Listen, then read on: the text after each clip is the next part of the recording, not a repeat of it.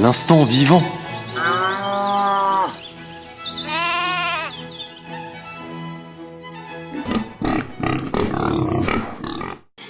Avant de rencontrer Albert, mon expérience des cochons se limitait à quelques tranches, fines de préférence, posées sur la purée ou roulées sur une assiette un soir de raclette. De toute façon, je n'avais pas prévu de pousser l'expérience porcine au-delà du rayon charcuterie, puisqu'un cochon c'est gros, c'est sale, c'est grognon, bref c'est cochon quoi. Jusqu'au jour où, me promenant dans les allées du marché de Louhans, l'un des plus vieux marchés en plein cœur de la Bresse, je tombais nez à nez avec Albert. Blotti dans la paille, serré contre ses frères et sœurs, le petit cochon attendait patiemment une famille adoptante. Moi j'étais là juste en promenade, pourtant je fus irrésistiblement attiré par cette petite bête rose perdue au milieu d'une fratrie tachetée de noir. Et très vite l'évidence s'imposa, j'allais repartir avec mon cochon. Mais sitôt séparé de ses frères et sœurs, isolé dans son carton, l'animal se mit à pousser des cris et à se débattre comme si je m'apprêtais à l'embrocher.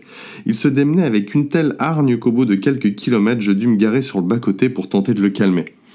Mais ma voix rassurante, mes caresses et la musique classique n'y faisaient rien, mon cochon était inconsolable. Arrivé à la maison, je me demandais bien où le mettre. Une grande cage à lapins ferait l'affaire, au moins quelques jours. Après tout, il ne va pas se plaindre. Le sort que je lui réserve est enviable comparé à celui de ses cousins d'élevage. Pourtant, une fois dans sa cage, l'hystérie gagnait mon compagnon qui partait maintenant à l'assaut du grillage. J'étais désemparé. La méthode du câlin, qui fonctionnait si bien avec n'importe quel chiot, chat ou lapin, n'avait aucun effet sur ce cochon colérique. Albert était-il capricieux? L'avait-il drogué pour le refourguer plus facilement? C'est qu'il commençait à me percer les tympans, ce sacripant. Tu veux ta liberté? Eh ben tiens, prends-la. Allez, sors de là, va courir dans le jardin. Et voilà qu'Albert fila droit dans l'herbe, ventre à terre. J'allais clairement galérer pour le récupérer. Allons bon, un peu de patience, son estomac finirait bien par le ramener vers la cuisine. Je décidai de lui laisser un peu de temps. Quelques heures passèrent, plus aucun signe d'Albert. On passa le jardin au peigne fin, rien. Je me résignai à rentrer, c'est alors que j'entendis des ronflements sous les fougères. Je m'approchais doucement en écartant délicatement la végétation. Albert dormait là, au frais, comme un bienheureux.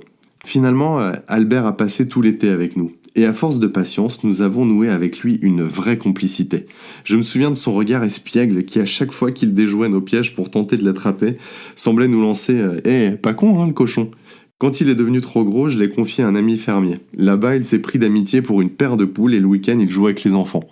Finalement, c'est peut-être ça une vie de cochon.